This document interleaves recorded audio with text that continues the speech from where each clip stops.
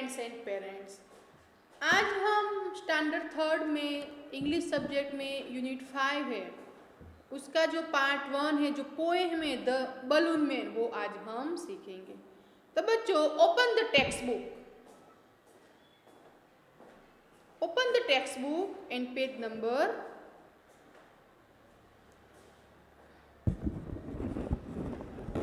देखो बच्चों,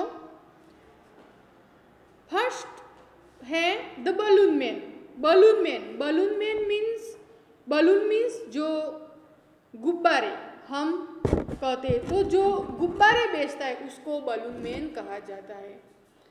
does a balloon man visit your market, यानी कि जो बलून मैन है, जो गुब्बारे बेचने वाला व्यक्ति है, वो क्या आपके मार्केट में आता है, यानी कि आया है।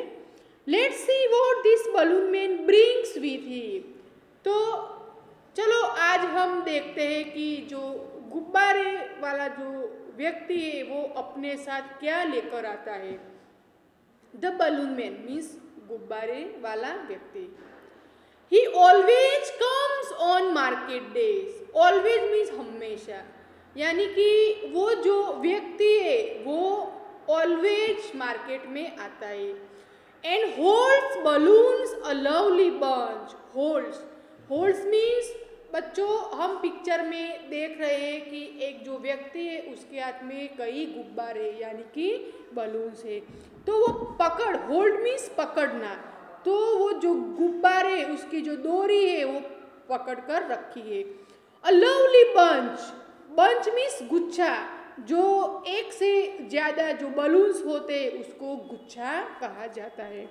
तो he always comes on market days and holds balloons a lovely bunch, यानी कि ये जो व्यक्ति है वो मार्केट में आता है और वो जो गुच्छा है, वो जो बलून्स की पेड़ है, वो गुच्छा पकड़कर खड़ा है।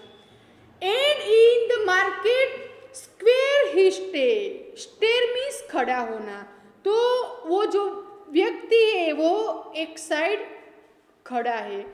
And never seems to think of lunch, और ये जो गुब्बारे बेचने वाला व्यक्ति है वो कभी भी वो अपने लंच मीन्स दोपहर का खाने के लिए कभी थिंक नहीं करता, यानी कि सोचता नहीं है।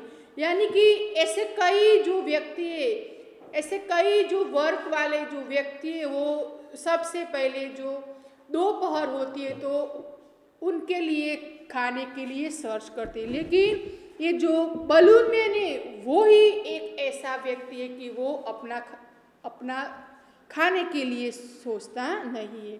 तो बच्चों, जो फर्स्ट जो 4 लाइन है उसमें ये कहा है कि एक जो बलून वाला व्यक्ति है वो मार्केट में हर रोज आता है, वो जो और आकर जो गुब्बारे का बंच होता है, जो गुच्छा होता है, वो पकड़कर खड़ा होता है और वो अपने खाने के लिए कभी नहीं सोचता। Next, they are red and purple. उसके हाथ में जो बलून है वो कौन से है बच्चों? तो रेड है, पर्पल, ब्लू एंड ग्रीन, तो 4 रंग के बलून है। And when it is sunny day means धूप वाला जो डे होता है, यानी कि जो बलून मैन है वो जो समर की सीजन होती है, जब बहुत धूप होती है तब आता है। The cars and people get between, you see them shining far away. Cars mean जो वेंडर होते हैं, जो अपनी कार्स यानी कि छोटी सी गाड़ी लेकर जो व्यक्ति अपना काम करने के लिए खड़े होते, उसकी बात की गई है। तो to get between means come in the way, यानी कि जो वे होता है उसके जो वे है यहाँ खड़े होते हैं। You see them shining far away. Shining means जो उजाला होता है, शाइनिंग मीन्स ग्लो।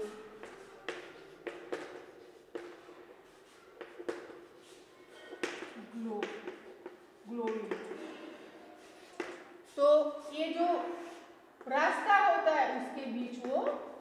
खड़ा होता है। And some are big and some are small, वो जो गुब्बारे होते कई बड़े होते तो कई छोटे होते। And tied together with a string, string means जो रस्सी होती है, रस्सी के साथ टाइड, टाइड मीन्स बंधे हुए। तो ये जो गुब्बारे वो रस्सी से बंधे हुए हैं। And if there is wind and all, wind means पवन, तो यदि जो पवन आती है, they tug and tug like anything, tug means खींचना, यानी कि जोर से खींचना, यानी कि ये जो बलून मैन के हैंड में जो गुब्बारे जो गुच्छा है वो कहीं छूट न जाए, इसलिए वो जोर से खींचता है। यानी कि ये जो गुब्बारे तो कई बड़े हैं तो कई छोटे हैं, यानी कि सभी जो गुब्बारे हैं वो रस्सी से बंधे हुए हैं। और जब बहुत जोर से पवन आती है तो ये जो बलून मैन है वो टग एंड टग लाइक एनीथिंग, यानी कि जोर से खींचता है, यानी कि पुल करता है। टग मीन्स खींचना, यानी कि पुल, यानी कि कहीं ये उड़ न जाए। Someday perhaps he will let them go, and we shall see them shining light. यानी कि someday यानी कि कुछ दिन, शायद, perhaps means शायद, यानी कि maybe, he will let them go, and we shall see them sailing high. यानी कि ऐसा कई दिन होता है कि ये जो गुब्बारे वाला व्यक्ति है वो उसको जाने देता है। किसको बच्चों? गुब्बारे को। And we shall them sailing high, sailing high means flying in the sky, ये जो गुब्बारे है वो आकाश में सेल करते, यानी कि फ्लाई करते। And stand and watch them and them from below, यानी कि हम जो ये जो गुब्बारे है वो हम देख सकते। They would look pretty in the sky, और जो गुब्बारे होते जब ये आकाश में उड़ते हैं, आकाश में सेल करते तो वो बहुत प्रिटी यानी कि लवली, यानी कि बहुत सुंदर दिखते। तो बच्चों आज हमने ये जो पोएम सीखी इसमें ये कहा है कि एक जो मार्केट में एक बलून बेचने वाला व्यक्ति आता है और वो जो बलून है वो लवली बंच मीन्स गुच्छे में लाता है। कैसे बच्चों? पकड़ कर लाता है। And in the market square he stay, और ये मार्केट में वो खड़ा होता है। And never seem to think of lunch, और वो जो दोपहर का खाना है उसके लिए वो कभी भी विचार नहीं करता।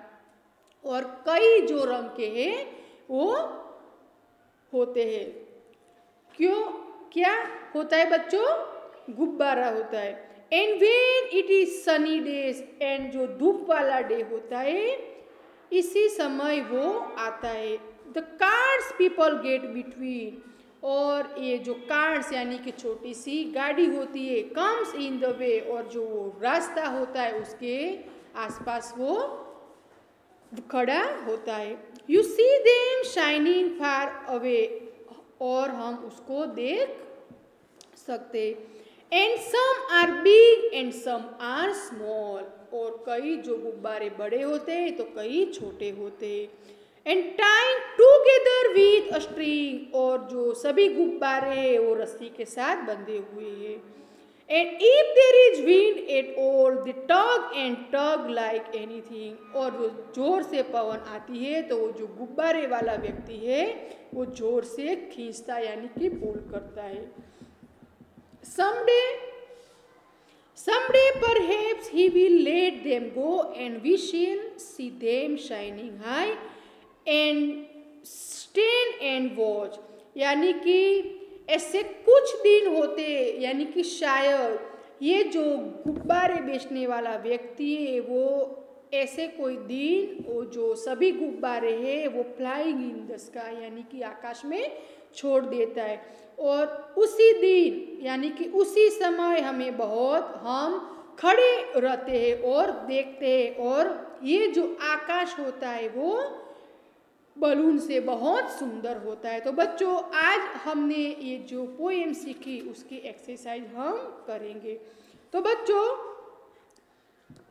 नीचे हम देख सकते हैं न्यू वर्ड्स। बंच मीन्स गुच्छा, स्क्वेयर मीन्स हम मैथ्स में सीखते हैं, सनी मीन्स जो धूप वाली समय यानी कि धूप वाली जो जगह होती है, धूप वाला जो एटमॉस्फेयर होता है उसको कहा जाता है। टग मीन्स पुल, पुल मीन्स जोर से खींचना। तो बच्चों, turn the page number 44। First question है, where does the balloon man stand? Balloon man कहाँ खड़ा है? तो बच्चों, हमने इस पोएम में सीखा कि ये जो बलून मैन वे है वो मार्केट में स्टैंड है यानी कि खड़ा है। तो हम लिख सकते हैं the balloon man stand square of the market.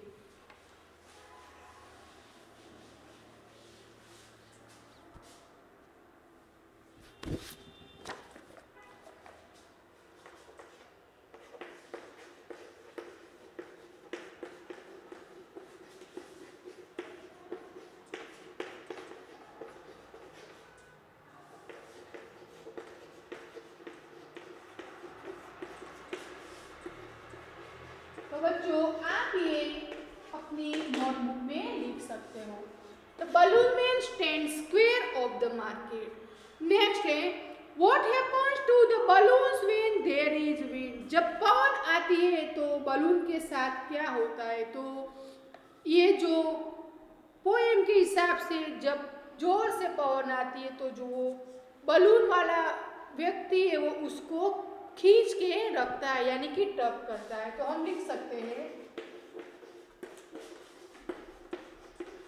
where there is wind, the balloon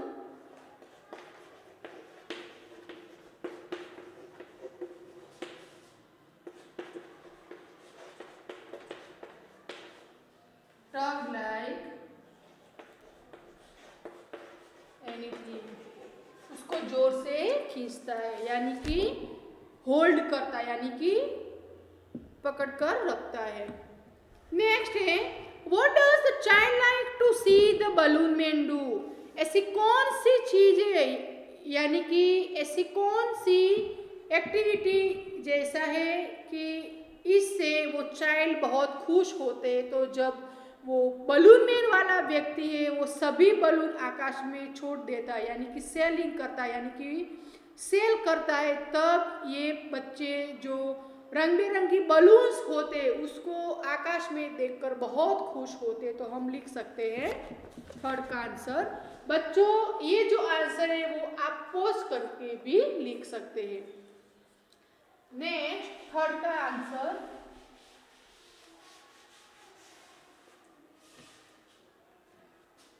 what does the child like to see the balloon man do?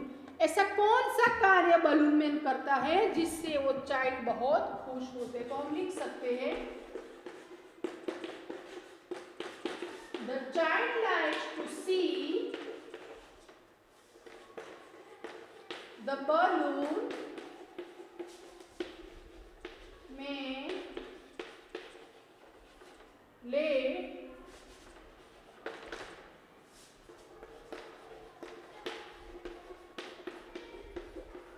or the balloons go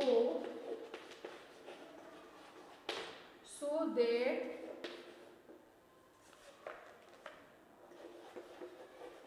she can see them sailing high up in the sky, यानी कि जो balloon आकाश में cell कर रहे हैं उससे वो बहुत खुश होते हैं। तो बच्चों, आप ये लिख सकते हो। नेक्स्ट है talk time. How can balloons fly?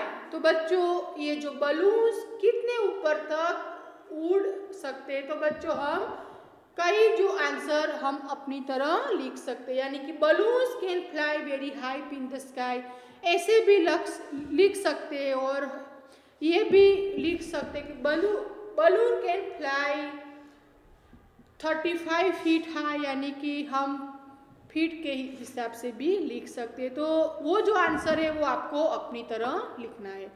Next, what do you like about this poem? तो बच्चों आपको इस पोएम में क्या अच्छा लगा, तो आप अपनी तरह से, जैसे मैंने आपको अभी ये जो पोएम सिखाई उसी के हिसाब से आप अपनी तरह लिख सकते हो। Next, word building. तो बच्चों कुछ वर्ड्स हैं, वो जंबल का मीनिंग होता है आगे पीछे। तो बच्चों कई वर्ड्स के जो लेटर्स है वो आगे पीछे हो गए, तो हमको अपने हिसाब से सही जो वर्ड्स होता है, सही वर्ड्स मीन्स उसका जो प्रॉपरली मीनिंग होता है वैसे हमको लिखना है। तो बच्चों आज हम लिखेंगे। तो आप देख सकते हो जो फर्स्ट कुछ लेटर्स है उससे क्या प्रॉपरली वर्ड्स होता है, तो बलूस होगा बच्चों। नेक्स्ट ब्लू होगा। आपको फर्स्ट ऑफ ऑल अपने आप करना है, फिर आपको ये एक्सरसाइज देखनी है। नेक्स्ट बिलो मीन्स नीचे, लंच, पीपल एंड कार। आपको अपनी तरह फर्स्ट ऑफ ऑल करना है, नेक्स्ट आपको देखना है। Next, put the words given in the box into following groups। हमें nature, foods, colours, nature means प्राकृतिक जो हम कह सकते हैं, फूड मीन्स जो खुराक होता है उसको कह सकते हैं, और कलर्स मीन्स कलर यानी कि रंग। तो बच्चों उसके नीचे एक बॉक्स दिया है, उसमें कुछ वर्ड्स है, तो हमको इसमें नेचर, फूड और कलर्स तीन पार्ट करके अलग अलग लिखना है।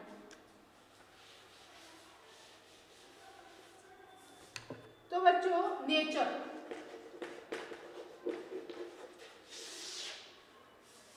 Food and colours.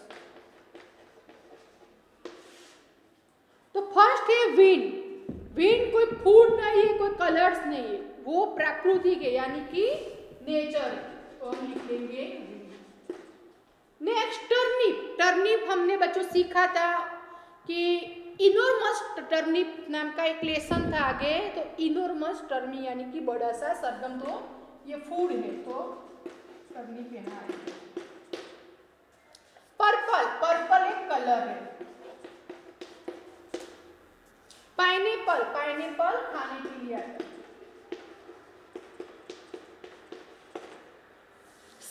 स्काई ये वो नेचुरल है। नेक्स्ट ग्रीन एक कलर है। ग्रास नेचर है। वाइट एक कलर है। येलो कलर है। और राइस एक खाने की वस्तु यानी कि फूड है। तो बच्चों आप ऐसे अपनी नोटबुक में लिख दो।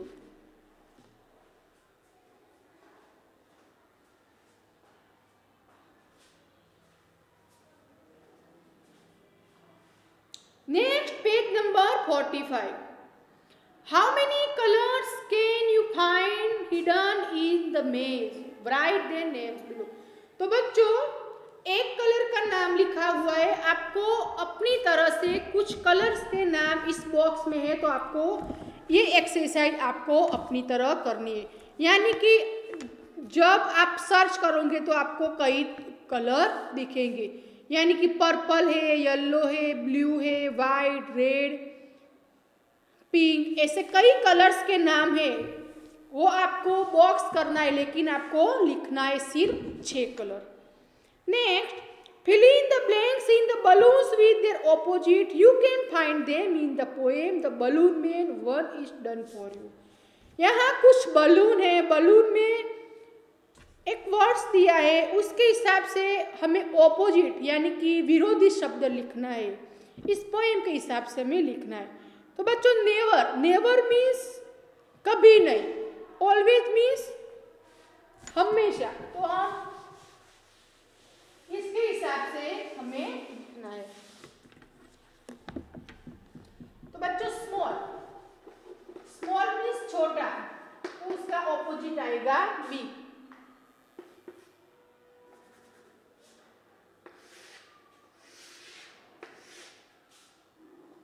रेनी, रेनी सीजन जो हम कहते तो ड्राई, सूखा। लो, लो मीन्स नीचा। High, high means up. Seat बैठना, स्टैंड खड़ा रहना।